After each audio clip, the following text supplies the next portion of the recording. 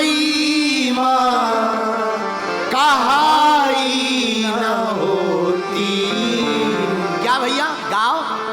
अगर माने ममता लुटाई न होती। माँ अगर नाराज हो जाए तो आप कहिएगा दरवाजे में जाकर, क्या फटकार देना माँ, दुत्कार देना। बोलो फटकार देना। जरा आप गाइएगा। क्या फटकार देना माँ, दुत्कार देना।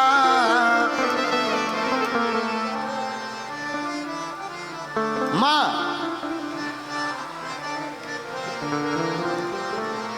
मगर मेरी भोली माँ मुझे प्यार देना।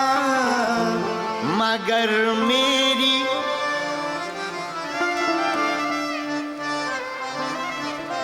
और अगर माँ ने बिगड़ी बनाई ना होती। किस किस की बिगड़ी बनाई मानते हो ना। अगर माँ ने बिगड़ी भैया बनाई ना होती तो ममता मई माँ कहाई ना होती। एक बात बोलें, घर में डिनर सेट हो, सोफा सेट हो, किचन सेट हो, सब कुछ बेल सेट हो, लेकिन अगर भक्ति के बिना तुम्हारा माइंड अपसेट है ना, सब बेकार है। भक्ति के लिए माइंड का सेट होना बहुत जरूरी है। माई बाप माँ जैसी ममता किसी दर पर नहीं मिलेगी। माँ बड़ी दयावान होती, बहुत करुणावान होती। माँ के जैसा स्वभाव किसी का नहीं हो। माँ अपने बच्चे को कभी दुखी नहीं देख सकती। खुद गीले में सो जाएगी, बच्चे को सूखे में सुलाएगी।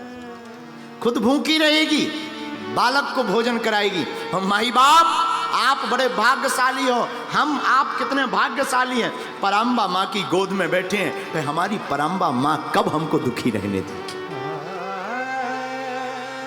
ये कब हमको कष्ट में रहने देगी? तब जब बालक माँ की शरण में नहीं आता, जब बालक माँ का नहीं होता। इसलिए डूब जाओ आप। हम भाग्यशाली हैं अम्बा के चरणों में, इसलिए डूब जाओ। उनके चरणों को पकड़ लो, पकड़ने के बाद छोड़ो मत। अगर माने देखो, जब तक समर्पण नहीं जीवन में, समर्पण का अभाव है, तब तक किसी भी द्वार पर जाओ, दरबार में जाओ, असंभव है कृपा। देखो दूसरों के बारे में जानना ज्ञान है, लेकिन अपने बारे में जानना आत्मज्ञान है। दूसरों के बारे में कहना बहुत सरल है, अपने बारे में बोलना बहुत कठिन है। अपने बारे में समझो आप। अपनी माँ है, अपने माँ के सामने जाकर बैठ जाओ, कुछ बोलो मत। एक बात बोलें, 1 लाख लोग बैठे हों, माँ 1 लाख लोगों में अपने बच्चे की श्वास से पहचान जाती है ये हमारा बेटा। 1 लाख लोगों में पहचान जाती है हमारा बेटा है, ये बेटी है। जिस प्रकार संसार की माँ 1 लाख लोगों में जब बच्चे को जान जाती है, माई बाप ये तो पराम्बा है, करोड़ों की भीड़ यहाँ रहे पर माँ तुम्हें पहचान जाएगी, ये हमारा बेटा आ गया है। ठीक है, जाकर समर्पित हो जाओ, डूब जाओ मस्ती में, उनके हो जाओ।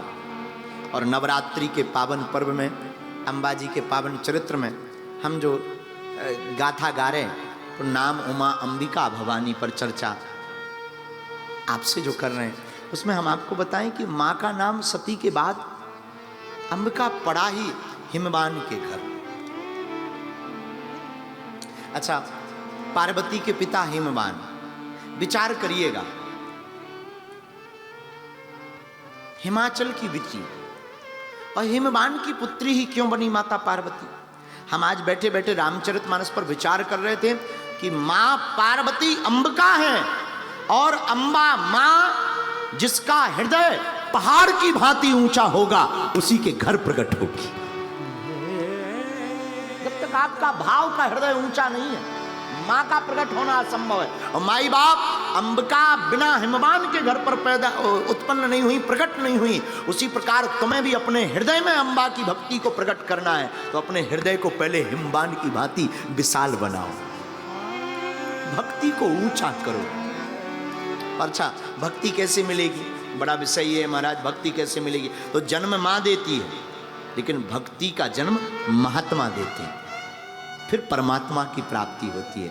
इसलिए मां भगवती जिनके घर प्रकट हुई, हिमवान के घर प्रकट इसलिए हुई क्योंकि मां उसके घर पर ठहरना चाहती, रुकना चाहती, जिसका हृदय एकदम बड़ा है, विशाल है।